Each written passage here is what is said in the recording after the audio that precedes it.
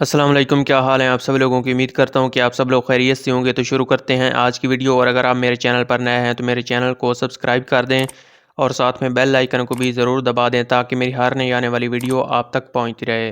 तो इस वीडियो में मैं आपको बताऊँगा कि किस तरह से आप बैंक अल हबीब से अगर आप गाड़ी कर्ज़ पर लेना चाहते हैं तो किस तरह से आप कर्ज़ पर हासिल कर सकते हैं और उसके लिए कौन कौन से कागज़ात की आपको ज़रूरत होगी और कितनी रकम आपको कर्ज़ के तौर पर मिल सकती है और आपने इसके लिए किस तरह से अप्लाई करना है। तो आपने वीडियो को मुकम्मल देखना है, स्किप नहीं करना ताकि आपको समझ आ सके। अगर आप गाड़ी कर्ज़ पर लेना चाहते हैं और इसके अलावा भी आप अगर घरेलू ज़रूरियात के रिलेटेड जो है कर्ज़ अगर आप वो लेना चाहते हैं तो वो भी आप बैंक अल हबीब से हासिल कर सकते हैं। या आप सोलर पैनल लेना चाहते हैं या आप घर को रेनोवेट करना चाहते हैं तो आप इस तरह का जो कर्ज़ है वो भी आप बैंक अल हबीब से हासिल कर सकते हैं। तो इस वीडियो में हम गाड़ी किस तरह से आप कर्ज़ पर ले सकते हैं तो उसके जो रिलेटेड है मालूमात वो हम जानेंगे। तो चलते हैं अपनी वीडियो की तरफ। तो सबसे पहले इसके लिए बात कर लेते हैं कि इसके लिए जो आपको रकम कर्ज़ के तौर पर मिल सकती है वो आपको ज़्यादा से ज़्यादा 30 लाख तक जो रकम है वो गाड़ी के लिए मिल सकती है। और ये कर्ज़ जो है वो आपने कितने सालों में वापस करना है। तो ये कर्ज़ आपने अगर आपकी जो गाड़ी है वो ब्रांड न्यू गाड़ी अगर आप लेना चाहते हैं और 1000 सीसी तक लेना चाहते हैं तो उसके लिए जो आपका वापसी का टेन्योर है वो 5 साल है। और अगर आप 1000 सीसी से ऊपर वाली गाड़ी लेना चाहते हैं तो उसके लिए जो आपका कर्ज़ का टेन्योर होगा वो 3 साल होगा। मतलब कि आपने 3 सालों के अंदर अंदर वो कर्ज़ वापस करना है अगर आप 1000 सीसी से ऊपर वाली गाड़ी लेना चाहते हैं। और इसके लिए आपको फ्री एक्सीडेंटल इंश्योरेंस भी दी जाएगी, आपकी जो लाइफ इंश्योरेंस है उसमें।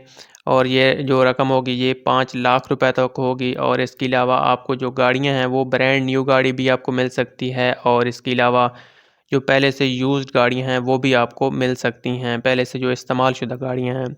और ये जो गाड़ी होगी ये लोकली मैन्युफैक्चर्ड होगी, मतलब कि पाकिस्तान की जो मैन्युफैक्चर्ड है वहाँ से होगी। इसके लिए आप बाहर से इंपोर्ट नहीं कर सकते और इसके लिए इंतहाई जो है वो आसान मंथली इंस्टॉलमेंट्स होंगी। और इसके लिए आपको कितना बयाना देना होगा गाड़ी कर्ज़ पर लेने से पहले पहले, तो उसके लिए अगर आप ब्रांड न्यू गाड़ी लेते हैं तो उसके लिए जो है वो बयाना 30% आपको जमा करवाना होगा बैंक को। और अगर आप जो यूज्ड व्हीकल है, मतलब कि पहले से इस्तेमाल शुदा गाड़ी है, अगर आप वो कर्ज़ पर लेना चाहते हैं तो उसके लिए आपको 35% जो है वो बयाना देना होगा गाड़ी ख़रीदने से पहले पहले। और ये जो गाड़ियाँ होंगी ये लोकली मैन्युफैक्चर्ड होंगी। और इसके लिए आप कौन कौन सी गाड़ियाँ हासिल कर सकते हैं तो इसके लिए जो 1000 सीसी से ऊपर वाली गाड़ियाँ हैं वो अगर आप लेना चाहते हैं तो वो गाड़ी जो है वो 7 साल से पुरानी नहीं होनी चाहिए। और अगर आप जो है 1000 सीसी तक गाड़ी जो है वो लेना चाहते हैं तो उसके लिए जो है वो 5 साल से ज़्यादा पुरानी नहीं होनी चाहिए। और उसके बाद देख लेते हैं कि इसके लिए जो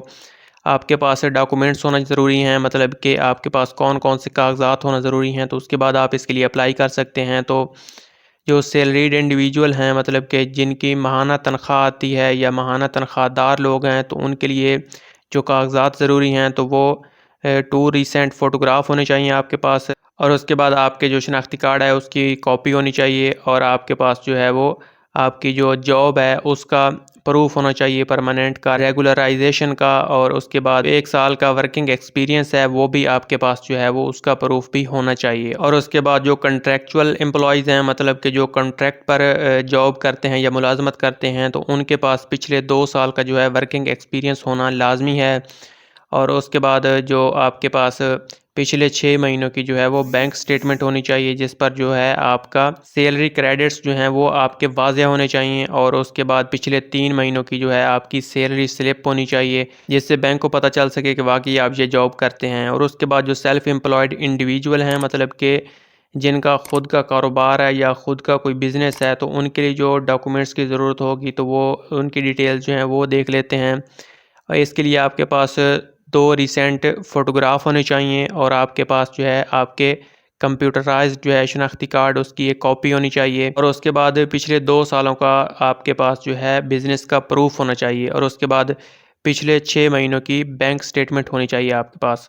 और उसके बाद देख लेते हैं कि कौन कौन सी चीज़ें हैं वो आपके पास मस्ट होना लाजमी है, तो फिर ही आप इस लोन के लिए अप्लाई कर सकते हैं। इसके अलावा जो है आप इस लोन के लिए अप्लाई नहीं कर सकते। तो इसके लिए आपके पास पाकिस्तानी नेशनल होना ज़रूरी है और आपका जो अकाउंट होल्डर है मतलब कि आपका किसी भी पाकिस्तानी बैंक में अकाउंट होना चाहिए।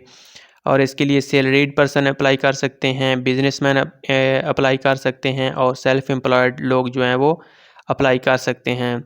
और इसके अलावा इंडिविजुअल्स जो हैं इनफरादी लोग, अगर उनकी जो सोर्स ऑफ इनकम है वो रेंटल है, मतलब कि रेंट पे वो कोई कारोबार करते हैं, या उनकी पेंशन है, या उनकी कोई रेमिटेंसेस हैं बाहर के मुल्क से आती हैं, तो वो लोग भी इसके लिए अप्लाई कर सकते हैं। वो भी इस लोन को हासिल करने के लिए अहल हैं। और उसके बाद जो इसका मार्कअप रेट है उसके बारे में बात कर लेते हैं कि इसका मार्कअप रेट आपसे किस तरह से लिया जाएगा। तो उसके लिए अगर आप 1 से 2 सालों के लिए ये कर्ज़ लेना चाहते हैं तो उसके लिए आपके पास जो फ़िक्स्ड रेट्स हैं मार्कअप के, उसके लिए 1 साल के साथ आपको 4% या 4.5% जो वो आपसे लिया जाएगा। और अगर आप वेरिएबल रेट्स लेना चाहते हैं, मतलब कि अगर आप बाद में चेंज करना चाहें तो आप इनको चेंज भी कर सकते हैं, तो उसके लिए आपसे 1 साल के साथ 3% जो है वो मार्कअप रेट लिया जाएगा, या आपसे 1 साल के साथ 3.5% जो है वो मार्कअप रेट लिया जाएगा। और अगर आप ये कर्ज़ जो है वो 3 सालों के लिए लेना चाहते हैं तो इसके लिए आपको जो है 1 साल के साथ 4.5% या 5% जो है वो कर्ज़ देना पड़ेगा। ये फ़िक्स्ड रेट्स के लिए है। और अगर आप वेरिएबल रेट्स के लिए लेना चाहते हैं तो उसके लिए आपको 1 साल के साथ 3.5% या 1 साल के साथ 4% जो है वो कर्ज़ वापस अदा करना होगा। और उसके लिए अगर आप 4 से 5 सालों के लिए लेना चाहते हैं तो उसके लिए 1 साल के साथ 5% और 5.5%।